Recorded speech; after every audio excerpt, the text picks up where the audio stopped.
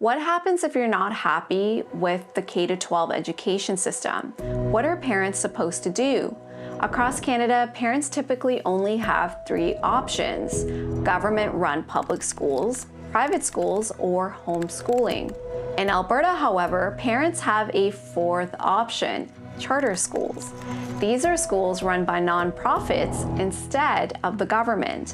Albertan parents can access these schools free of tuition.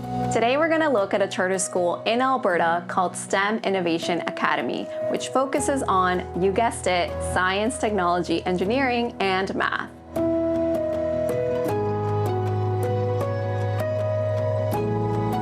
My name is Lisa Davis. I'm the founder of STEM Innovation Academy in Calgary and the founder of STEM Collegiate in Edmonton. Well, my interest in education really started evolving about 10 years ago. My kids were in the public system. There were a variety of things happening that I was fairly unhappy about. Where was my money going? Why wasn't it reaching the classroom? Math instruction was a big issue. I began by starting an advocacy group. I thought, if we just met with people, things would change, people would understand the problems. That didn't happen. I ran for trustee for the Calgary Board of Education and was elected in 2017, and really got to see what I would consider a significant dysfunction in how the big boards work. In 2020, I'd resigned from the board after they had tried to obstruct my cooperation with a ministerial audit, and I thought I was done. It had been, a number of years. The system is incapable of changing. And then after the pandemic hit, I knew we were witnessing a once-in-a-generation shift to a more technology-driven economy, and that our school system was not prepared. In 2021, we launched the charter school with a website. We had no site and no staff. We had over 800 registrations in 2 weeks, and it was clear there was a big demand for what we were doing. My perspective in education really comes as a parent, and I do believe that public education is the foundation of a thriving society and that it is in desperate need of innovation. It's easy to see why 800 people signed up to send their kids to a school that only existed on paper. Earlier this year, secondstreet.org polled Canadians on public education, and 55% said that public education had gone in the wrong direction in the last 20 years. Only 25% said right direction. If you got 25% on a test, well, that would be considered a fail.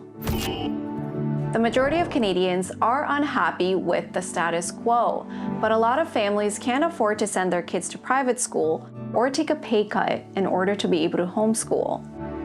So charter schools provide an additional option for those parents. In the case of STEM Innovation Academy, it's a high-tech alternative. My name is Carrie Bloom. I am the founding principal of STEM Innovation Academy, as well as just the current high school principal.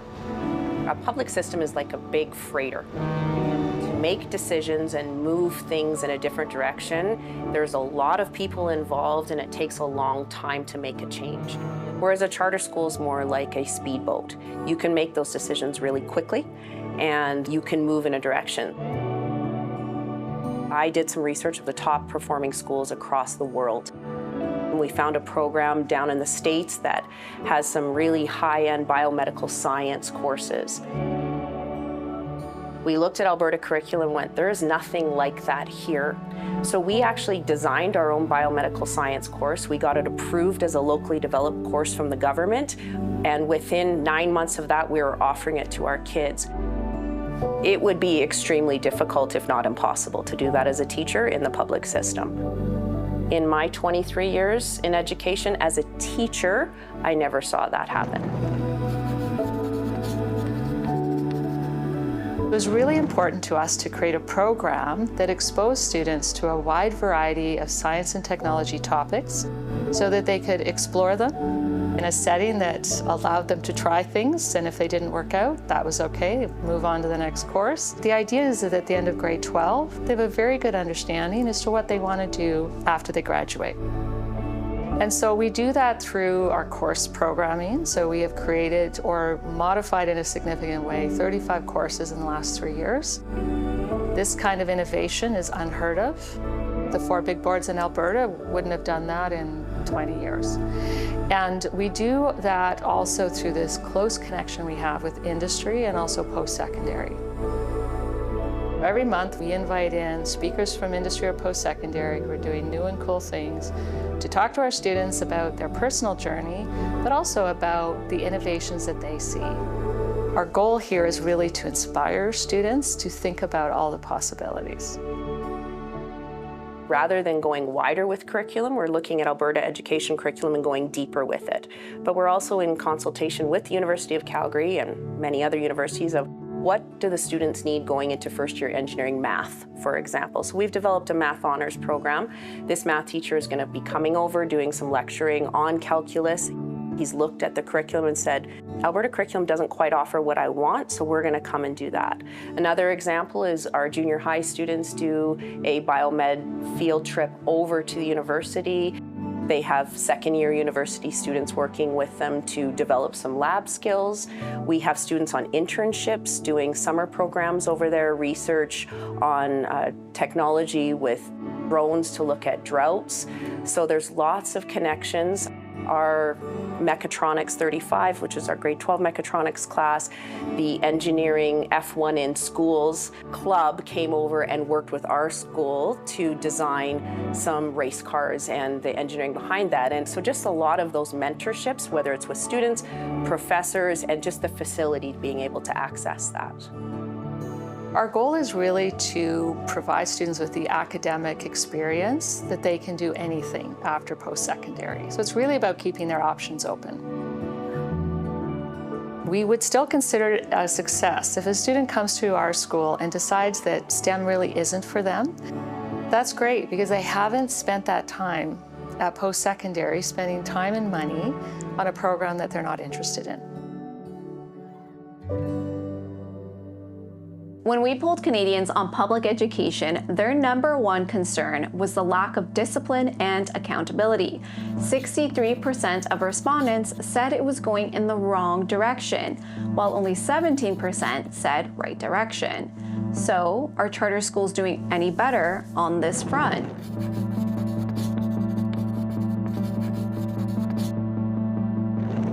In terms of accountability and discipline, one of the things that is really important and rarely talked about is the impact of disruptive students on other students' learning.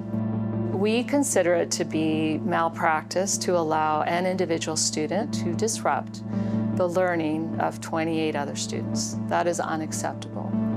And so what we know from best practice is having those clear policies and clear consequences.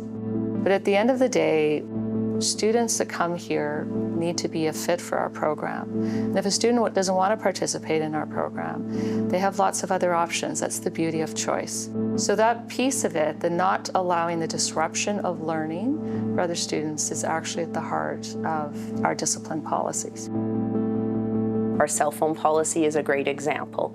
So rather than just having a cell phone policy, as our minister very intelligently brought into schools, it is an issue, there are consequences. And administration really backs the teachers. And perhaps that's the biggest thing I hear from the teachers in our building is administration backs us. And teachers who maybe would have been hesitant in a public school of taking a phone really feel confident that, hey, administration has my back, but parents are supportive. I'm doing this because it's important. At secondstreet.org, one of the things we often hear from parents is that they want politics left out of the classroom, and they want to be the ones to teach their children values. So we asked Lisa what their approach is. It is not our job to be the parent on social issues. We believe that students are entitled to their own beliefs. We are not here to affirm their beliefs. What it is our job to be is to create a culture of respect, where we respect every individual that walks through our door. Students should not know the politics of their teacher. Students should not know which party they're voting for. We consider this to be an outrageous act of malpractice. It is simply not allowed here, and nor do our teachers that come here want to be a part of that. The vast majority of teachers just want to teach. They want to teach their subject. They want to teach the curriculum. They're not interested in the political ideologies of any group. That sometimes gets lost, their voice gets lost, because there are educators that see education as an act of politics. That is the just exact opposite of our philosophy here. Along with setting high standards in curriculum and in discipline, students at STEM Innovation Academy excel in test scores. When we take a look at our provincial achievement test results, our results are at the very top. We have a high percentage of students that have excellence. We have an acceptable rate of anywhere between 96 and 100%. We're dying to release this year's results, which we just received, because they are truly exceptional. A very high percentage of students achieving excellence. And that is a result of the systems that we have in place. It is not a result of hand-picking students. We use a lottery system. We use an Excel random number generator to pick our students. And we have the exact same percentage of students who are coded, who have exceptional learning needs, as the Calgary Board of Education does. And we have the same socioeconomic profile as the Calgary Board of Education does as well. The results at STEM Innovation Academy speak for themselves, and the big government boards have taken note. When we talk about charter schools, one of the things that often gets overlooked is how we drive innovation in the big public boards. When the Edmonton Public School Board heard that STEM Collegiate was coming, and it's right in their board meeting minutes, they said, we're going to start a STEM program to compete. It took our little charter school with $150,000 of startup money to move a $1.4 billion board. But at the end of the day, that's good for students. There should be more than one STEM school in a city. We have a huge waiting list. We're well over 5,000 students. We recently had an open house for a new junior high we're opening in the building. We have 300 spaces and we had 1,100 attendees. It's very clear that the innovation and the programming that we're bringing here are in huge demand for parents. Our only restriction on growth is just being able to access enough real estate.